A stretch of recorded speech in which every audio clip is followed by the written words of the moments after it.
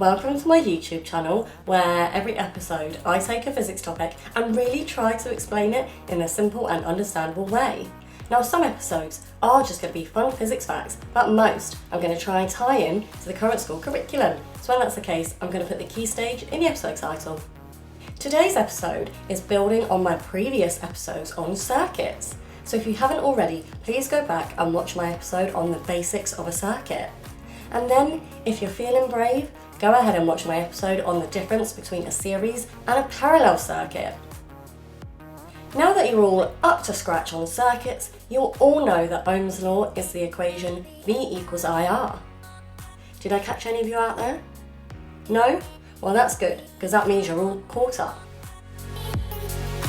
Today I'm going to introduce how to calculate the charge flow in a circuit. So we know that current is the flow of charge around a circuit, but we don't yet know how to calculate this charge flow. So the size of the current I is the rate of flow of charge. You have current flowing through a circuit. Well, when the current flows past a point in the circuit for a length of time, the charge that is passed is given by the equation charge flow equals current multiplied by time. With the correct symbols, this gives the formula to be Q equals IT, where I is current in amps, T is time in seconds, and Q is charge in coulombs. By this equation, we can see that charge and current are proportional. So when more charge is passed around a circuit, the more current will flow. There, that was easy, and now we know the equation Q equals IT. One other key skill that you'll need to know for all things electrical circuits is being able to identify circuit diagram symbols. You will not understand what's going on in a circuit if you do not know the cool little symbols they have for each of the components in a circuit. And if that isn't tough enough, you need to be able to draw them as well. So I'm going to hopefully help you through this. Now, the first rule that I'm going to give you is that you always draw the wires in a circuit as straight lines. Always use your ruler. And secondly, always make sure that the circuit is closed. If the circuit is not a closed loop, then it wouldn't work in real life. So make sure that the straight line wires go from one end of the power supply through all the components round to the other end of the power supply. Great, I think that's all my rules. So now we can go on to the circuit symbols. Right, I'm going to be popping up 24 different symbols, so pay attention.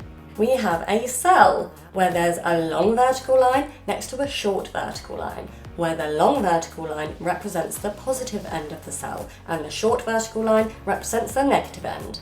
And we have a battery, which is two or more cells together connected by a dashed line between the opposite charges of each cell.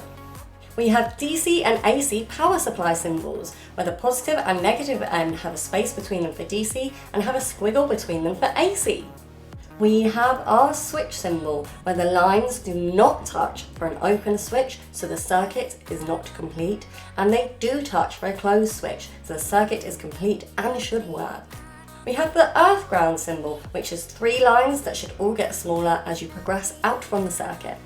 We have the fuse or circuit breaker symbol, which is a rectangular box with a line through it.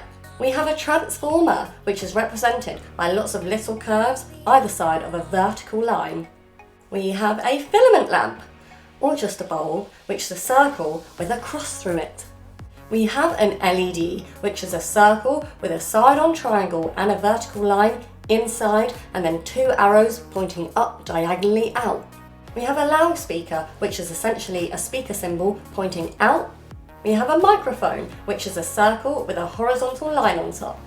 We have an electrical bell, which is a semicircle pointing out. We have a motor, which is a circle with a capital M in it. We have a heater, which is a rectangle cut into quarters. And we have a generator, which is a circle with a capital G in it. We're on to the last 8 now. We have a fixed resistor, which is an empty rectangle. And then we have a variable resistor, which is a rectangle with a diagonal arrow pointing up to the right. We have an ammeter, which is a circle with a capital A in it. And we have a voltmeter, which is a circle with a capital V in it. We have a diode, which is the same as an LED, but without the two arrows pointing out of it. We have an LDR, which is a big circle with a rectangle inside, as well as two arrows pointing diagonally down on top of the rectangle. We have a thermistor, which is a rectangle with a line diagonally through it and a little sticky out bit at the bottom, a bit like a little hockey stick. And lastly, we have a relay, which is the same as an open switch, but encased in a rectangle. That's it! All the symbols! Thank you for listening. I hope you enjoyed it. If you did and you want to learn about other cool physics facts, then please like and subscribe and watch all of my other videos. And if you want to learn about a specific topic, please leave a comment below and I'll try to do a video for you.